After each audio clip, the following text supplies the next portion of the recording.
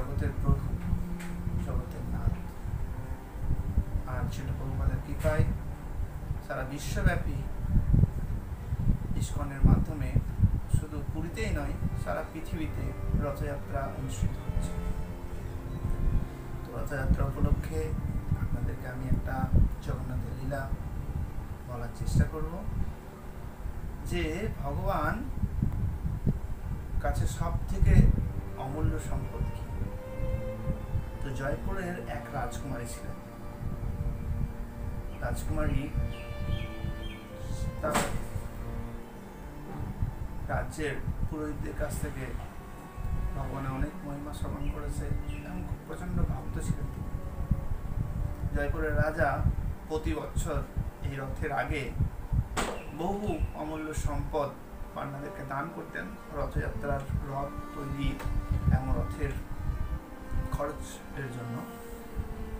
তো এক সময় যখন পান্ডা রথের আগে জয়পুর যায় রাজার কাছে রথের জন্য, তখন জয়পুরের রাজা অনেক হিরে রত্ন মাণিক্য ধন পান্ডাকে দান করে। তারপরে রাজকুমারী চিন্তা করলেন, আমিও জগন্নাথকে কিছু দেব। তিনি তখন একটা খুব সুন্দর বাক্সের মধ্যে ভালো করে প্যাকিং করে তিনি পান্ডাকে বলতে লাগলেন, হে পান্ডা, আমি ভগবানের জন্য আমার এই অমূল্য সম্পদটা দান করছি, আপনি কৃপা করে জগন্নাথপুরীতে যখন যাবেন জগন্নাথের চরণে এটি অর্পণ করবেন।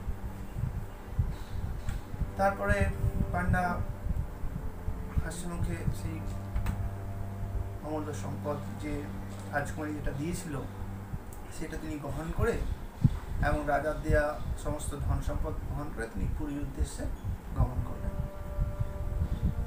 বিশেষ করে ব্রাহ্মণ বা পান্ডারা একটু লোভী প্রকৃতির হয়ে থাকে। তো যখন তিনি আসছেন পুরীর উদ্দেশ্যে, মাঝপথে এসে তিনি চিন্তা করলেন যে রাজকুমারী এত সুন্দর বাক্সের মধ্যে কি এমন অমূল্য সম্পদ দিয়েছে। তখন তার মনের মধ্যে একটা লোভ হলো এবং তিনি রাস্তার মধ্যেই তিনি এই বাক্সটা খুলতে লাগলেন। তারপর তিনি যখন খুললেন, খোলার পর তিনি একটার পর বাক্সটা, আসলে কিন্তু অনেকগুলো মোড়ক ছিল, একটার পর একটা মোড়ক খোলার পর তিনি যখন বাক্সটা খুললেন, খুলে দেখছে একটা কাগজের টুকরো। উনি তো অবাক, উনি ভেবেছিলেন কোনো মণিমাণিক্য হবে, সে কাগজের টুকরোটা খুলে দেখছেন সেখানে লেখা রয়েছে, হে জগন্নাথ, হে আমার প্রাণনাথ, কৃপা করে আমার মন আমি আপনার চরণে অর্পণ করলাম, আপনি কৃপা করে এটা গ্রহণ করুন। এটা গ্রহণ দেখার মাত্রই পান্ডা যে এই বস্তু যাবেন এরকম, তিনি সঙ্গে সঙ্গে বেকার বলে কাগজে ছুঁড়ে তিনি পুরীতে চলে গেলেন। রাত্রে তিনি যখন শয়ন করলেন তখন জগন্নাথ স্বপ্নে এলো এবং পান্ডাকে খেচে এক চাপড়, হ্যাঁ, আমার ভক্ত আমাকে যে বস্তু দান করেছে, তুমি সেটা তোমার কাছে কোনো মূল্য না হতে পারে, সেটা আমার কাছে বহু মূল্য। তো বাস্তবিক পক্ষে রাজকুমারী তার মনটা জগন্নাথকে অর্পণ করেছিল, যে আমার দেহ মন সমস্ত কিছু আমি আপনার জন্য অর্পণ করলাম।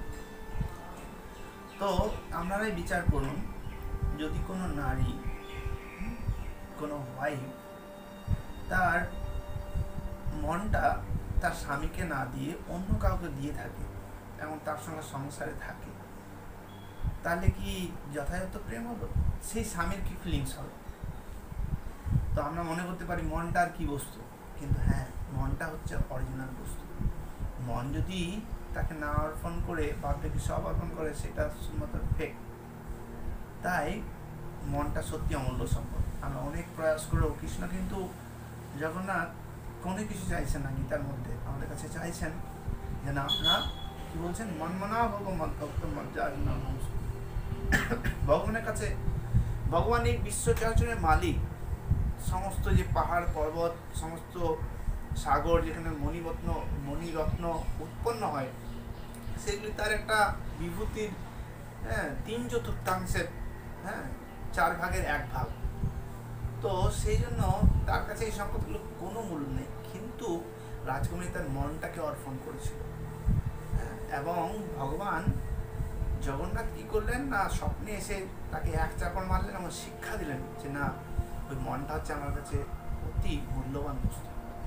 তাই শিল প্রভুপাদ আমাদের এইভাবে শিক্ষা দিয়েছেন ইস্কনের মাধ্যমে, আমরা যেন আমাদের সমস্ত কর্তব্য কর্মে থাকি এবং তার মাঝে যেন আমরা মনটাকে কৃষ্ণে অর্পণ করি। তার জন্য আমরা প্রতিদিন ভগবানকে মনটা দেওয়ার প্রসেস হচ্ছে মন্ত্র হরে কৃষ্ণ কৃষ্ণ কৃষ্ণ হরে হরে, হরে রাম রাম রাম হরে।